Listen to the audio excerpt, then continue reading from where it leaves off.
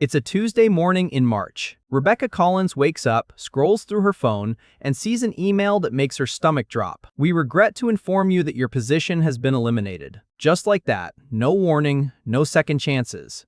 Now here's the thing. Rebecca isn't panicking. She's not frantically calling her parents. She's not wondering how she'll pay rent next week. Why?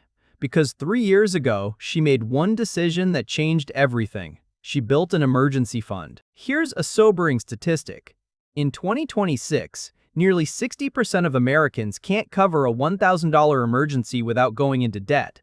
Think about that. A simple car breakdown, a minor medical bill, a broken laptop, and most people are one crisis away from financial disaster. But here's what the wealthy know that most people don't. Building wealth isn't just about making money. It's about protecting the money you already have. And that's exactly where emergency funds come in. Let me tell you about Tyler Bennett. Tech guy. Smart. Making $85,000 a year in Austin. He had it all figured out. $600 car payment, nice apartment downtown, latest gadgets, weekend trips with friends. Life was good. Then his company downsized. Just like that, Tyler went from comfortable to catastrophic in 30 days. Month 1, he maxed out his credit card paying rent and basic expenses. Month 2, he borrowed $3,000 from his parents. Month 3, he was looking at his retirement account, wondering if he should cash it out and face the penalties. By month 4, Tyler had racked up $15,000 in debt, destroyed his credit score, and moved back in with his parents at 32 years old. Now, let's rewind. What if Tyler had just 6 months of expenses saved? That's roughly $25,000 sitting in a savings account. Boring? Maybe. Life-changing? Absolutely. With that cushion, Tyler would have had time. Time to find the right job, not just any job. Time to negotiate salary instead of desperately accepting the first offer. Time to keep his dignity and his financial independence intact. This is the power of an emergency fund. It's not about being paranoid, it's about being prepared. Let's get clear on what we're actually talking about here. An emergency fund is not your vacation fund. It's not your, "I want the new iPhone" fund. It's not your investment portfolio. An emergency fund is cold, hard cash sitting in a boring, easily accessible savings account. It's there for one reason only: unexpected expenses that could derail your financial life. We're talking about job loss, medical emergencies not covered by insurance, major car repairs when you need your car to work, emergency home repairs like a broken furnace in winter, unexpected family emergencies requiring travel. Notice what's not on that list? A sale at your favorite store. Concert tickets. A really good deal on something you don't need. Your emergency fund has one job: protect you when life happens. Here's where most financial advice gets it wrong. Everyone parrots the same line: save 3 to 6 months of expenses. But that's not the full picture. Your emergency fund size depends on your situation. Let me break it down. The minimum baseline: every adult should have at least $2,000 saved. This covers most small emergencies without derailing your finances. The standard safety net: 3 to 6 months of essential expenses. Notice I said essential, not your current lifestyle, your rent, utilities, groceries, insurance, minimum debt payments. For most people, that's between $10,000 and $20,000. The enhanced protection: 6 to 12 months if you're self-employed or work on commission. In an unstable industry, the sole earner in your household, have dependents or aging parents, work in a specialized field where jobs are harder to find. Let me give you a real example. Olivia Martinez, freelance graphic designer in Denver. Her income fluctuates wildly. Some months she makes $8,000, other months barely $2,000. Olivia's emergency fund: $40,000. Is that excessive? Not when you consider that one slow quarter could wipe out someone without that cushion. Let's talk about what happens when you don't have an emergency fund. Because this is where things get expensive. Meet Jackson Hayes. No emergency fund. His transmission fails. Repair cost: $2,800. Jackson doesn't have it. So what are his options? Option 1, credit card. At 21% interest, if he only pays minimums, that repair actually costs him over $4,000 by the time it's paid off. Plus, he's now carrying debt, which means more stress and less financial flexibility. Option 2. Payday loan. Even worse. Some of these predatory lenders charge rates equivalent to 400% annual interest. That $2,800 repair could balloon to astronomical numbers. Option 3. Skip the repair. Risk his job because he can't get to work reliably and spiral into an even worse situation. See the pattern? Without an emergency fund, every crisis becomes exponentially more expensive. You're not just paying for the emergency, you're paying interest on the emergency. You're paying with stress, with worse opportunities, with compounding financial damage. Now, flip the script. Jackson has an emergency fund. Car breaks down, he pays cash, drives away. Life continues. No debt, no stress spiral, no financial damage. The difference is night and day. All right, you're convinced. But you're probably thinking, I can barely make ends meet now. How am I supposed to save thousands of dollars? Here's the truth. You don't build an emergency fund overnight. You build it $1 at a time. Let me show you how. Step 1. Start with $1,000. This is your initial goal. Not $5,000, not $10,000, just $1,000. This alone will handle most small emergencies and break the paycheck-to-paycheck cycle. How do you get there? Let me introduce you to Maya Peterson's strategy.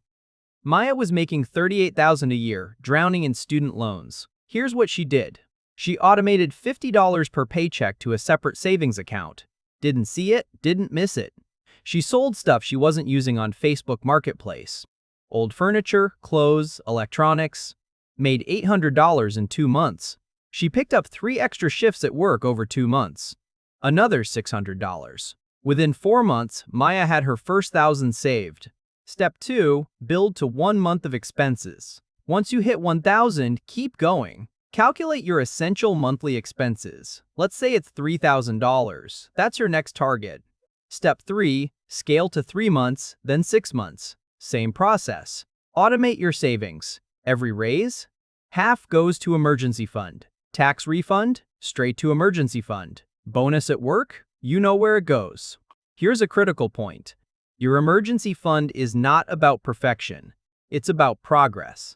Saving $25 a week might not sound like much, but that's $1,300 in a year. In 5 years, that's $6,500, enough to weather most storms. This part is simple but crucial. Your emergency fund needs to be liquid, accessible within 24 to 48 hours maximum. This means no CDs with withdrawal penalties, no stocks that could be down when you need them. Safe, FDIC-insured savings account.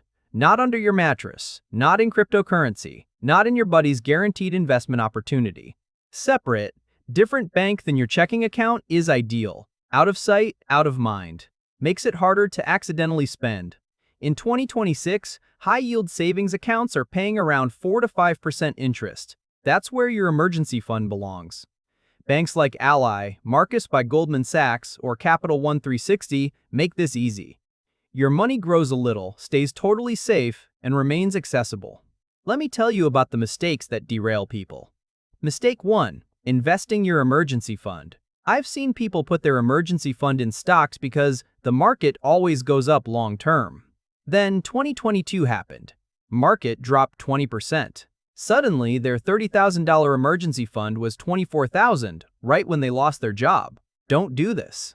Mistake 2. Never using it for actual emergencies. Nathan Brooks saved $40,000, then his roof started leaking. Major damage, $12,000 repair. But Nathan felt guilty using his emergency fund, so he took out a home equity loan instead. That's literally what the fund is for. Mistake 3. Rebuilding too slowly.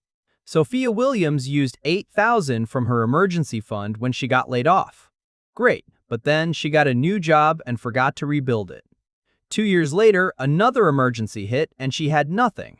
After you use your emergency fund, rebuilding it becomes your top financial priority. Here's what nobody tells you about emergency funds. The real benefit isn't even financial. It's psychological. When you have 6 months of expenses saved, something shifts. You stop living in fear. You negotiate harder for your salary because you're not desperate. You can walk away from a toxic job. You can take calculated risks on your career because you have a safety net. I talked to Ethan Cooper, who built a $30,000 emergency fund over 4 years. He told me something profound. I didn't realize how much stress I was carrying until it was gone. I sleep better. I make better decisions. I don't panic when my check engine light comes on. That's the real ROI of an emergency fund. It's not just about the money. It's about reclaiming your peace of mind and your power. Let's bring this home. We're living in unpredictable times. In 2026, job security is a myth. Healthcare costs are rising. Unexpected expenses aren't a question of if, but when. The question isn't whether you need an emergency fund. The question is, what kind of life do you want to live? One where every unexpected expense is a crisis, or one where you're prepared, protected, and in control. Start today, not tomorrow, not next month, today. Transfer $50 to a new savings account. Sell something you don't need. Skip one dinner out this week and save that money instead. Take the first step. Because here's the truth. Nobody is coming to save you. Not your employer. Not the government. Not your family. Your financial security is your responsibility. And building an emergency fund is the foundation of that security. Rebecca Collins, the woman we talked about at the beginning, she found a better job 8 weeks after getting laid off because she had time to be selective. Tyler Bennett, who didn't have an emergency fund, he's still paying off the debt from his crisis 3 years later. Which story do you want to be? Your future self is watching what you do today. Make them proud. Build that emergency fund. Protect your peace. Secure your future. Because when life throws you a curveball, and it will, you'll be ready.